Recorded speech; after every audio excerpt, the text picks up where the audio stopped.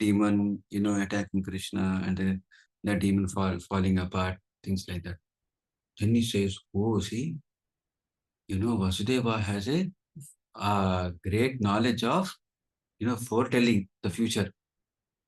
Today we are in Yugad, on this day they will be talking about Rashi Phala and things like that, right? Hmm.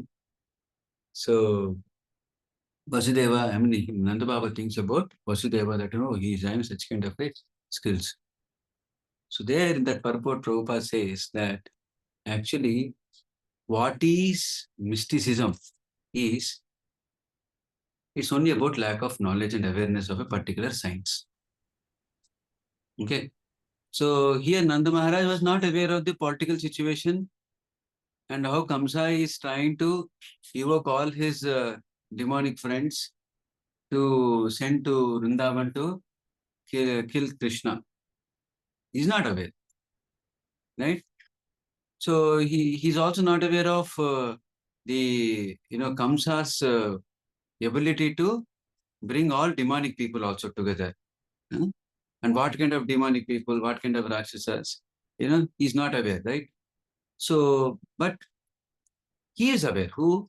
Vasudeva is aware. So hence, what is apparently mystical, what is apparently, going beyond the brain capacity of Nanda Maharaj is not the case with Vasudeva. So this is something very important we should understand, that there are certain, levels of understanding. There are different levels of understanding are there. So some people who are able to appreciate only to a certain extent of level of understanding, they'll be able to appreciate knowledge only to that extent. Okay. Prabhupada also gives about his own example when he was as a child, when this suddenly first time the cars came into India. Okay. How is that there is no horse in this carriage? Maybe the horse is inside the engine. Okay. Because that much only, as a child, small child, when you're talking about 1896, 97, 98, so those are the years, when suddenly first time the car started coming into India like that. So it is a primitive understanding because that was the only frame of reference they had. Okay. So that's how we have to, naturalize. Yesterday I was with PSN with our Prashant, pilot Prashant, so he also went to Kumbh Mela, right? He went before us. So he wanted to understand what all these agoris do. Okay. Just inquisitive, what they do and all of those things. So there was one Baba who was only with one hand, but that one hand also uses to smoke. To understand. So it's all, curiosity, right? With curiosity factor, we go in to understand what's happening, what's around, like that.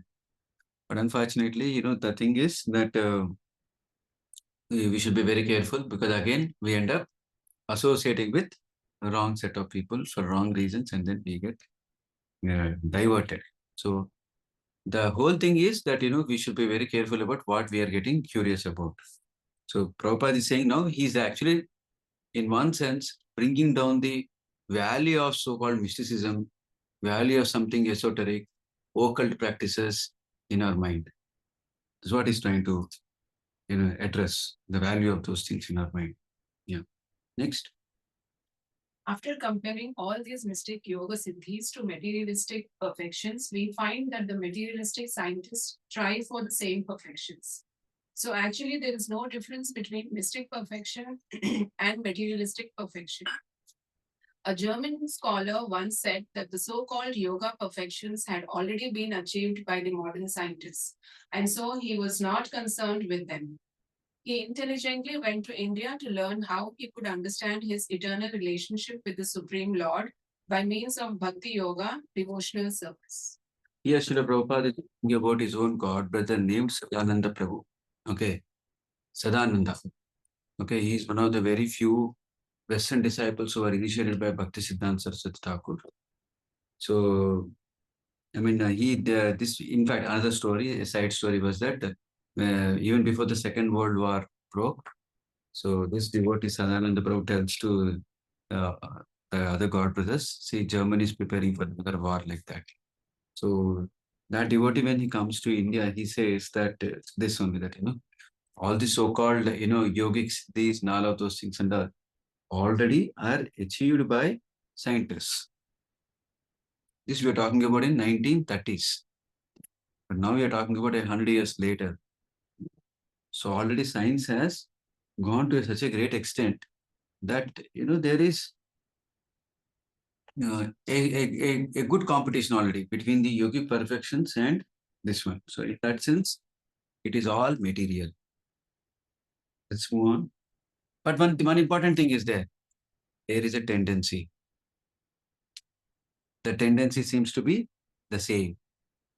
Be it the scientists who are wanting to have a type of a material control, or the yogis who are getting the yoga siddhis, trying to control this material world, the tendency is same.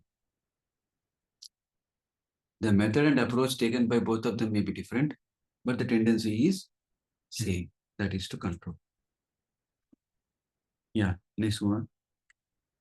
Of course, in the categories of mystic perfection, there are certain processes that the material scientists have not yet been able to develop.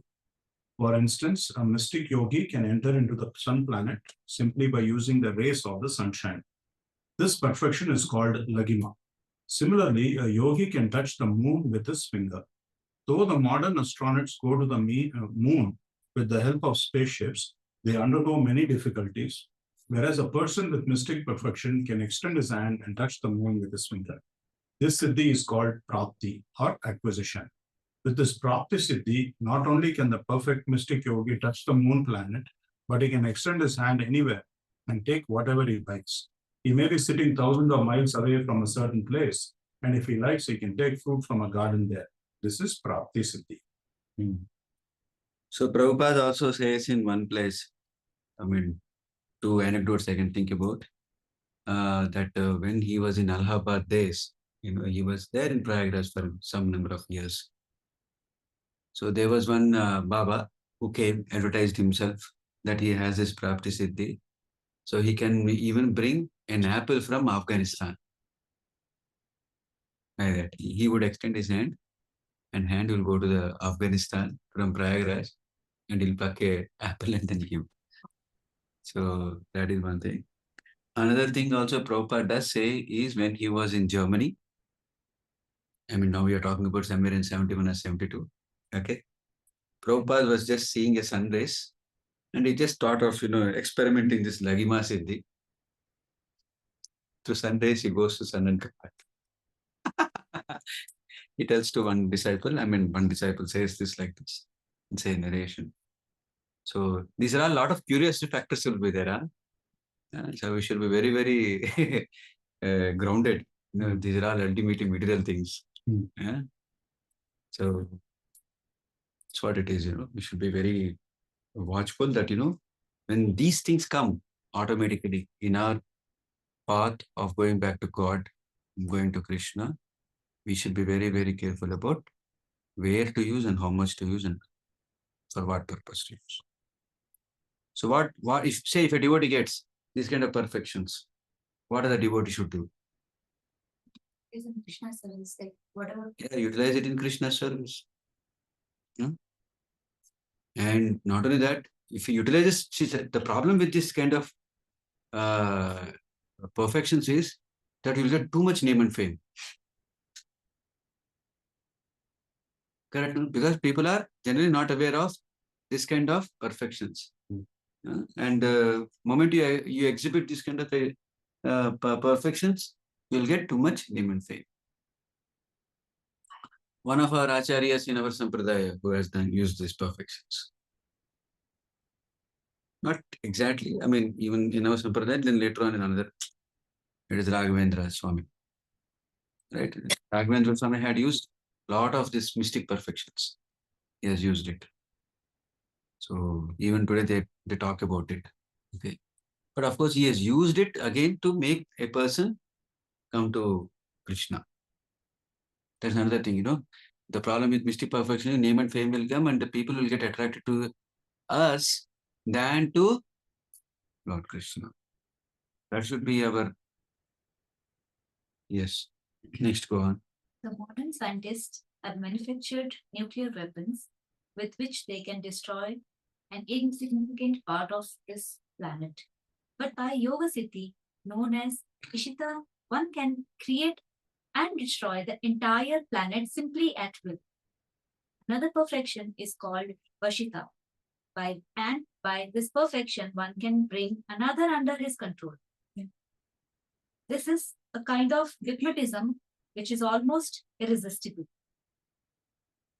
Sometimes it is found that a yogi who may have attained a little perfection in this Vashita mystic power comes out among the people and speaks all sort of nonsense, controls their minds, exploits them, takes their money, and then goes up.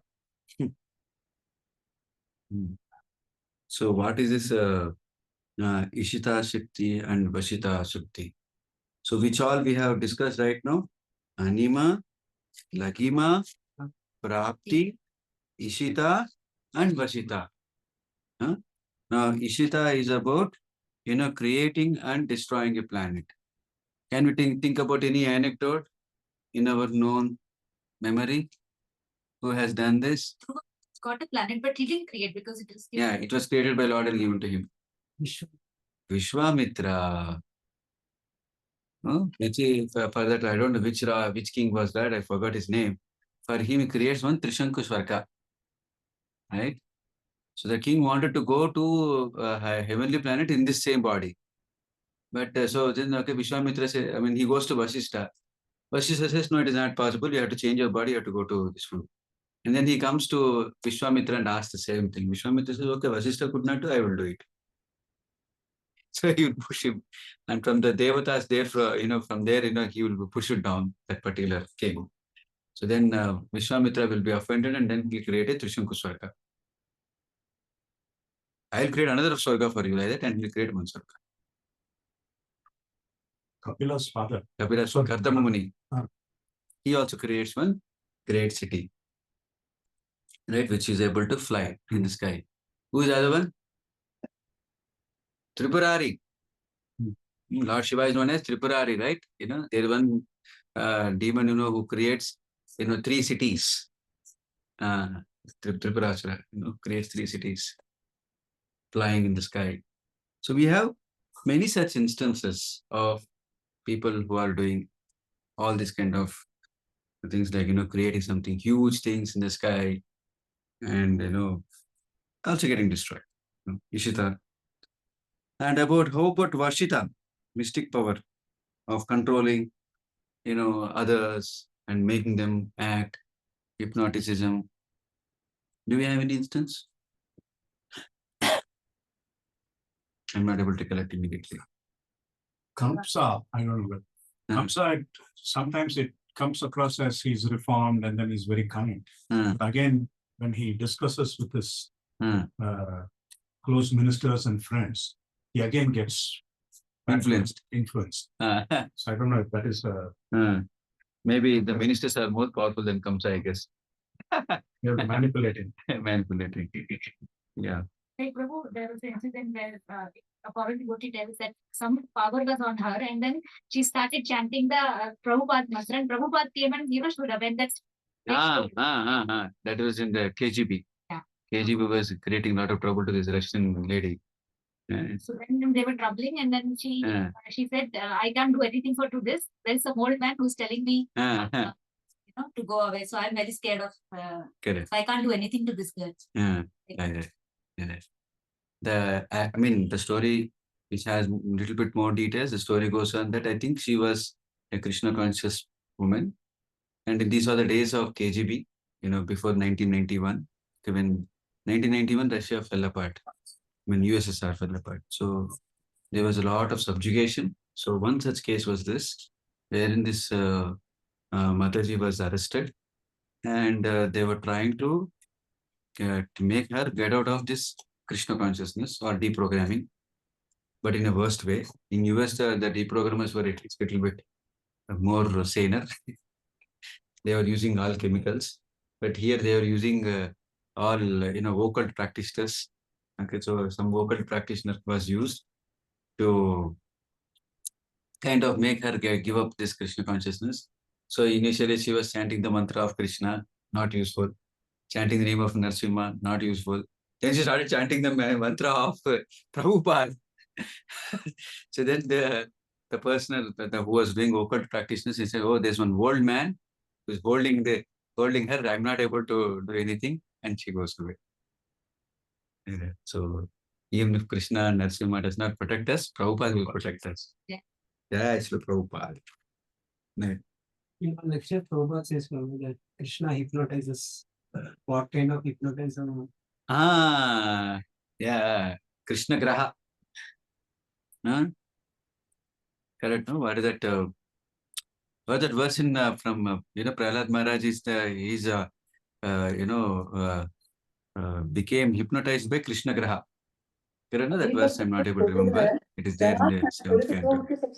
Yeah, so we can get hypnotized by Krishna because he's Yogeshwara. No? ऐसा थोड़ा Yeah. ना था कि एक तरफ बस Yes, एक next. काम कर रहे हैं भाई एक There तरफ is फोकस another करा mystic perfection which is They known would have as said- prakamya magic. By this prakamya power, one can achieve anything he likes. ऐसे ही रखो For example, cover one में। can make water enter into his eye and then again come out from within the eye. Simply by his will, he can perform such wonderful activities. Hmm. The highest perfection of mystic power is called. Kama Vasaita. This is also magic, but whereas the prakamya power acts to create wonderful effects within the scope of nature, Kama Vasaita permits one to contradict nature. In other words, to do the impossible. Of course, one can derive great amounts of temporary happiness by achieving such yogic materialistic perfections. So in fact, when Vishwamitra Muni, he had created this Trishanku Swarga, he had created so many things which are not there within the scope of nature. Like he had created flowers which has no smell. Until then, flowers means in the Lord's creation, it had beautiful fragrance. It's not capable only to give fragrance, right? What is that mystic? There's no capability for it to add fragrance. What is this mystic? So like that he has done, Trishanku Swarga, he created many things which are not exactly in the, as per the principle of nature. Now what happens is, Prakamya person, he knows how to recreate a flower, okay? And he created exactly like that. There are already set of flowers which are created by God, by Krishna. The same way he recreates it, okay? So, but this person, Vishwamitra, has done something which is not there within the course of nature. He's created something new. Kama Vasiti. Right? So, all of these things, with all these things, Vishwamitra got finally dejected. He didn't feel that he has done anything great. Okay. So, I'm not able to exactly recollect, around maybe a couple of years back, I had read this in Ramayana, that, Vishwamitra, in the different times how he felt. And finally, when he came to Ramchandra, how he was kind of became a perfect. First he gets, derailed by Menaka, next by this person, who comes and he creates one Swarga and all of those things. And again he gets fed up with himself. Why he has done all of this? He's supposed to become perfect in yoga, right? So there's one more is also, the third one also is there, I'm forgetting. The totally 3 stories will be there with Vishwamitra. And finally, he comes to the fact that, he becomes, more perfected and he gives up his, all this enmity and ego with Vasishtha. And then later on, he comes to Ramachandra.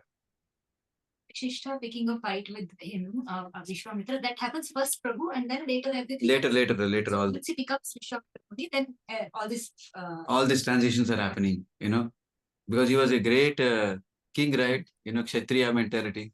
From Kshatriya, he's getting transition into Brahmana. So this is the thing. मुझे यहाँ Yeah.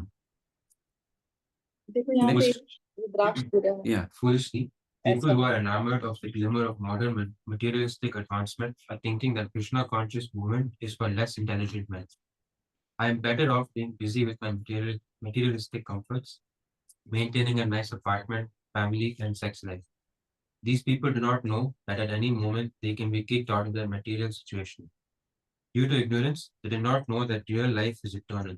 The temporary comforts of the body are not the whole of life, and is due only to the darkest ignorance that people become enamored of the glimmering advancement of material comfort. Srila Bhaktivinoda Thakura has therefore said that the advancement of material knowledge renders a person more foolish. It causes one to forget his real identity by its glimmer.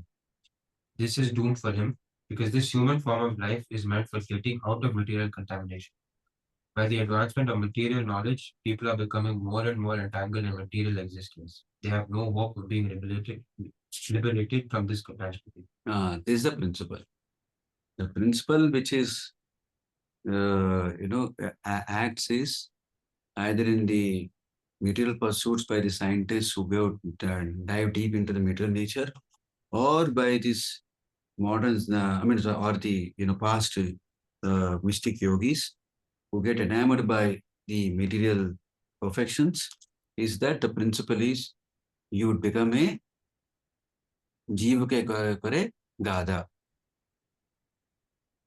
There is a song written by Srila Bhaktivinoda Thakur, right? Vidyara Vilase.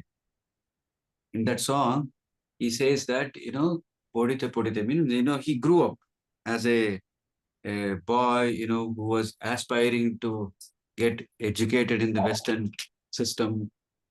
We are talking about 1860s, 1870s, right? So that time, England was the most powerful country in the world. And they were so enamored to get into English educated and becoming English educated, right?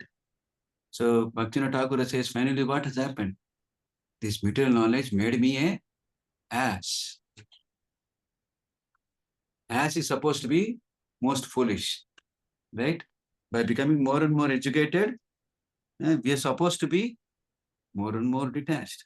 But rather, it causes us to forget one real identity by its, the word used is glimmer.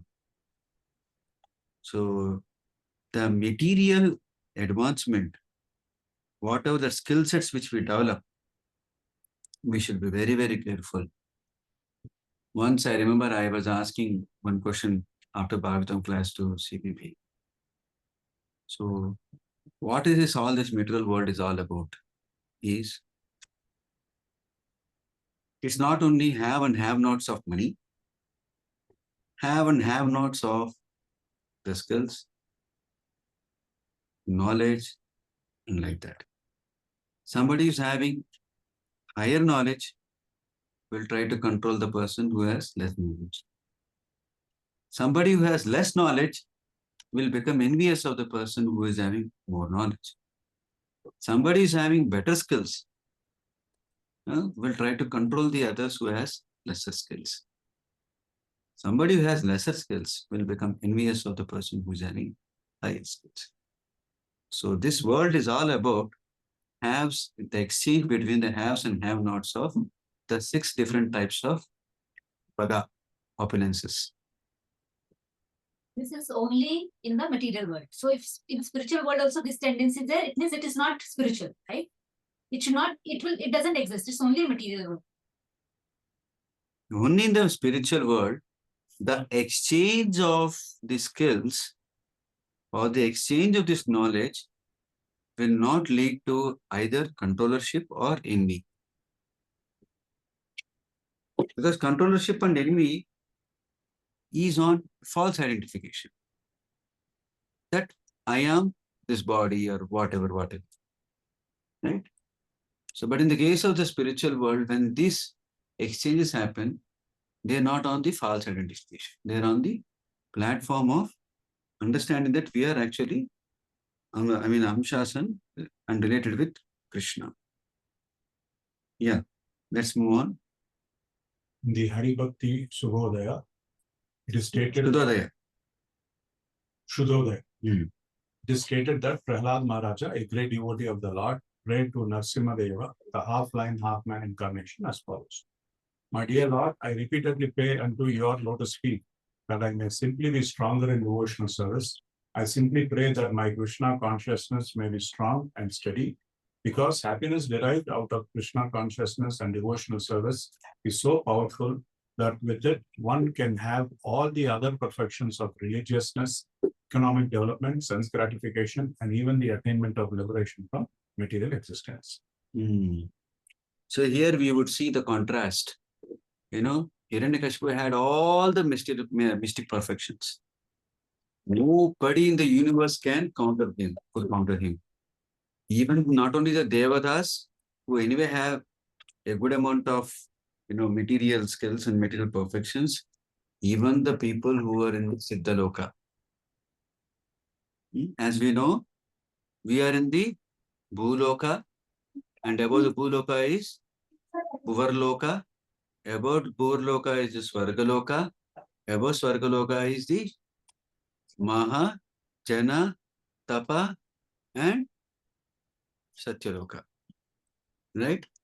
So now the mystic perfections and the kind of whatever energies and everything which Hiranyakashipu has acquired, where even the people of the Janaloka and Tapaloka and Siddhalokas, they couldn't counter him. He became so powerful. And you would see Prahlad Maharaj is Prakrusta Rupena Ahlada. Correct? The word, technical meaning of the word Prahlada is Prakrusta Rupena Ahlada. He is the superlative degree of happiness. He was so grounded in his understanding of Krishna consciousness, as the other day we both were discussing. Actually, Prahlad Maharaj probably couldn't have the opportunity to do, homas or do some artis and all of those things, right? He was just a boy. He only had spiritual knowledge. He didn't have any much knowledge about the rituals, or even if he had a knowledge of the rituals, most likely he wouldn't have had the opportunity to do all the rituals.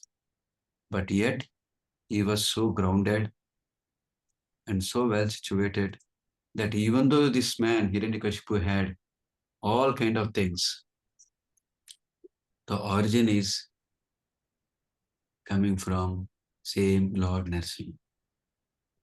So well grounded he was. And by the way, right, when did Narasimha appear? When did Narasimha appear? When the devotee is challenged, Okay. and the devotee says he's here. Okay. To prove. That's to prove. Yeah, to prove that. What happened before that? What created that anger in Hiranyakashipu? Because he said that the power that you are telling, that same power, Asurvaram, like he says, no, you are the greatest of the Asuras. Whatever power you are taking, same power, I want to hear this from the online. Anybody is there online? Yes, Prabhu. Some are there? Yeah, one of the questions he's saying, how is it This is that something very interesting. Recently, I also realized. Sometimes, we keep reading the Bhagavatam, we don't read it at a stretch, right? We read some few verses, okay, baad mein, again, next day we'll read another verses, and then we'll forget the context of the previous one. So I'm asking a question. why you're so fearless, he says. So, ये light नहीं Allah says, ये what light is जला giving दो you, वो light fear I'm of asking a question. What irritated Hiranyakashipu so much that he became so angry, and he himself takes,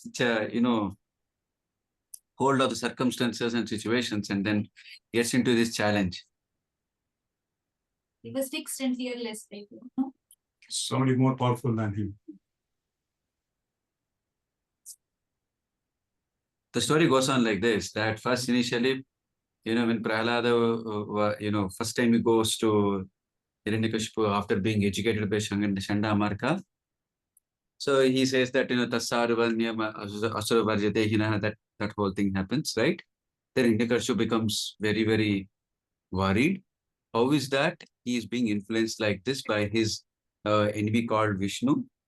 And then, he puts all those soldiers, so many different attempts will be made to kill Prahalada, but all the attempts will fail. Then Shanda Amarka again comes back to Hiranyakashipu and says, no, we will try now. We are the Brahmanas. You Kshatriyas were not able to resolve this issue. No? We Brahmanas will go and teach Prahalad Maharaj and brainwashing back to materialism. Okay, this was the thing.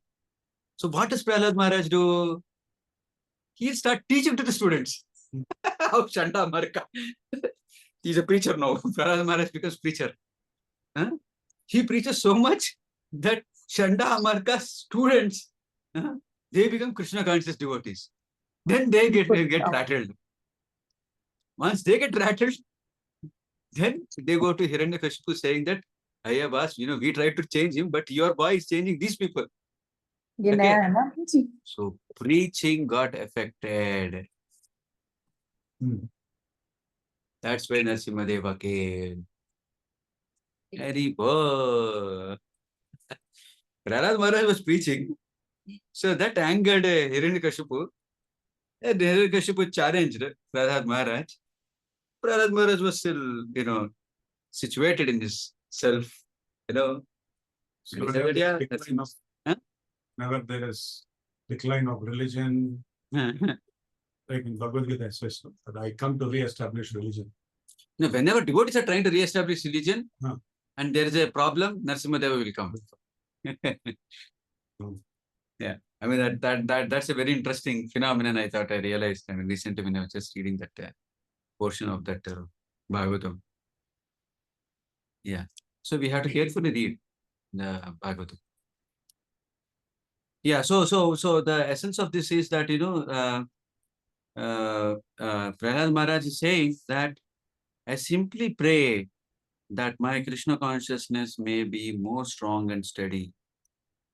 So Prahlad Maharaj, who was undaunted by any kind of display of mystic perfections of Hiranyakashipu or any of his followers, he himself is praying that Lord's Maya Shakti is so powerful that we may get derailed. So we shouldn't be too confident. We always should pray to the Lord that we become more and more strong in our Krishna consciousness. Because that's the actual true constitutional position, that happiness derived out of Krishna consciousness and devotional service is so powerful that with it, one can have all the other perfections of religiousness, economic development, sense gratification, and even the attainment of liberation from material existence. So that is actually happiness, which is true constitutional happiness, that is so powerful happiness.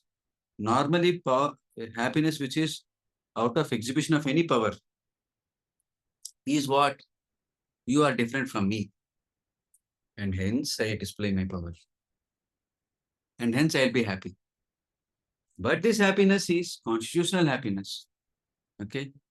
It is still so powerful that any other perfections are nothing great in compared to that. Yeah. Let's move on to the next one, the last paragraph. Actually, a pure devotee does not aspire after any of these perfections, because the happiness derived from devotional service in Krishna consciousness is so transcendental and so unlimited that no other happiness can compare to it. It is said that even one drop of happiness in Krishna consciousness stands beyond comparison with an ocean of happiness derived from any other activity. Thus, any person who has developed even a little quantity of pure devotional service can very easily kick out all the other kinds of happiness derived from religiousness, economic development, sense gratification, and liberation. Okay. So we will talk about the instance of Volavecha Sridhara in the next session. So we'll conclude this previous section. We'll conclude this current section, wherein Prabhupada comes and says that a pure devotee does not aspire after any of these perfections. Not only that, a pure devotee, even a person who has developed even a little quantity of pure devotion service, is not at all deviated by any kind of happiness, which are again the word used is derived from dharma, artha, kam, moksha. So all other happinesses are derivations, but this happiness is true constitutional position. The Krishna conscious happiness or the happiness of Atman is something which is so truly related to our own Atman. So with that, I would like to conclude if anybody has any questions. The last line of both the paragraphs, Ah. are they complementary or what? See, there it says, can have all other perfections of religiousness with dharma, artha, kama, moksha. Hmm. And in this paragraph, it says, kick out all the other kinds of happiness derived from dharma, artha, kama, moksha. So the example Prabhupada gives, na, that say if you are a millionaire, okay, so does it mean that you don't have 100 rupees? You have 100 rupees also. You are a person having millions, means you also have 100 rupees. And then he says, goes on to say that, say a millionaire is going on a street, and he sees that somebody has thrown away some 500 rupee note.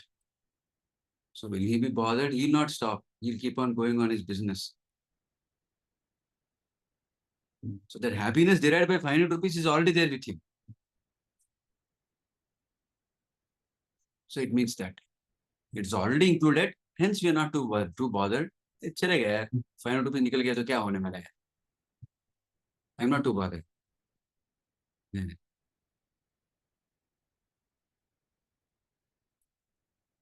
Okay. Any other questions? So, conditioning of the mind. So, in this economic development of sense gratification, religiousness, so not that everything we have performed, there's always a first time, at least in this lifetime, right?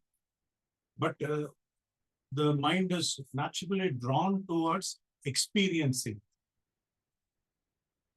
Why does it not? Why spirituality? Mind is not drawn towards spirituality naturally. So there's a very simple thing, I think I have not clarified that, good that you asked me this question. Hey, why Prabhupada is a pure devotee? Why did he want to go and experiment to go, walk on the sun rays and go to sun and come back? He shouldn't have done, no? Correct? He shouldn't have done that, right?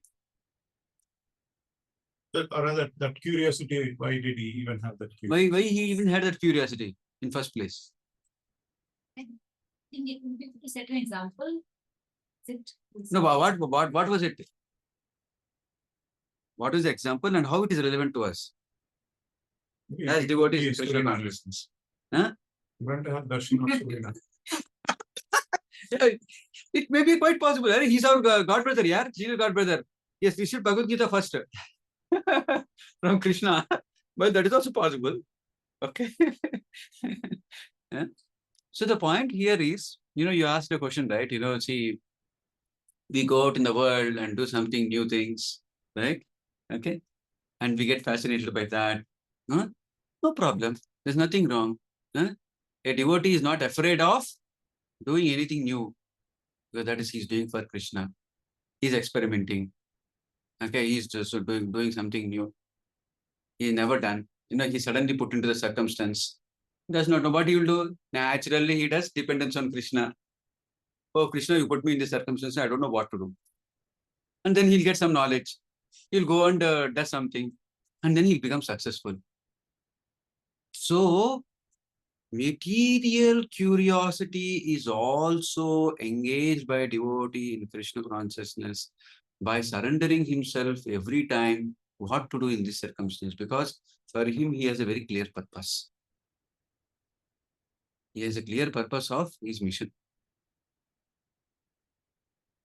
Right? Like for example, in my own small example, I'll tell. Okay. 2 years ago, when in our Janmashtami, we didn't get good number of people, despite doing so many efforts and all. One devotee told me, Prabhu, you are an accountant doing your marketing. For a few seconds, I felt offended. But then afterwards, I realized that what he's doing is right. What he's telling is right because that's a fact which has happened. Okay. So take a challenge, ले लेंगे. Okay. So now here what it is, we are trying to take a challenge for Krishna service because the subject is not known to me. It's a new subject. I'm getting into the new subject. Doesn't matter. This is for Krishna's purpose. Okay. So something will become curious. Okay. When some consultant will come and give one good ideas. Oh, aisa karenge marketing. Okay. So we are exploring something in material nature, material world. We are developing that skill. Okay. But that is for Krishna's purpose. Now, every time you have to take a call, consultant will come and tell so many things. Ultimately, you have to decide. You have to take the bite the bullet of taking the risk, whether to go in this direction or not that direction. Every time there is a thing called as you are expressing your, faith in the sublime. Right? So these things always will happen. We have to struggle. We are learning something new things.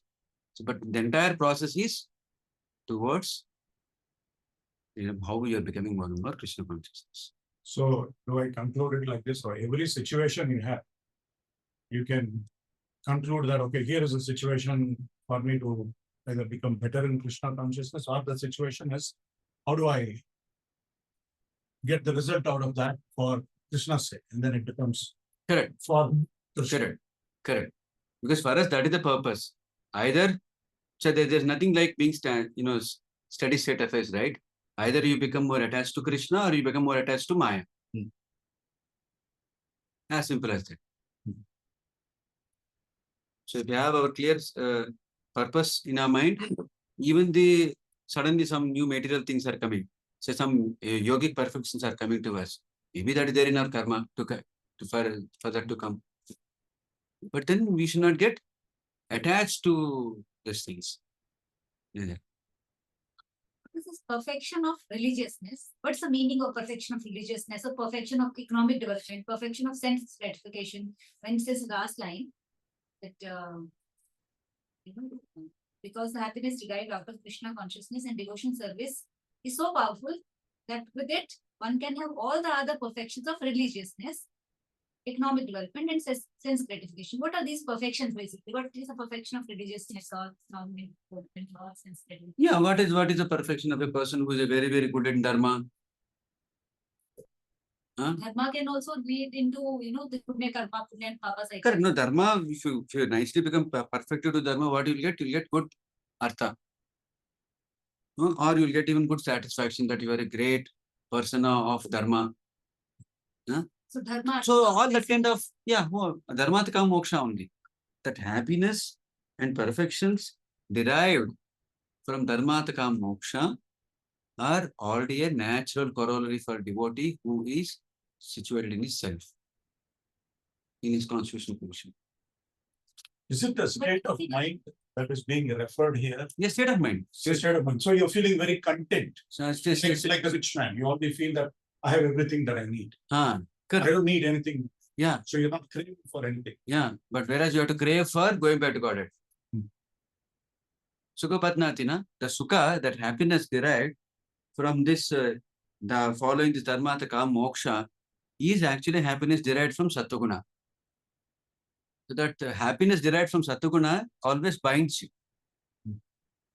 to material world. But whereas we have to go for sukham atyantikam,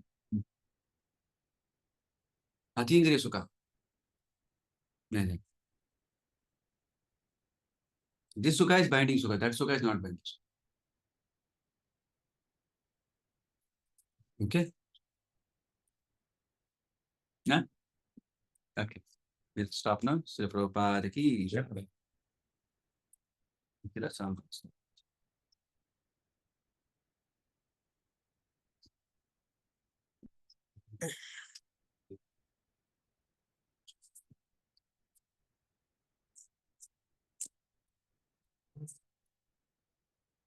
Yeah.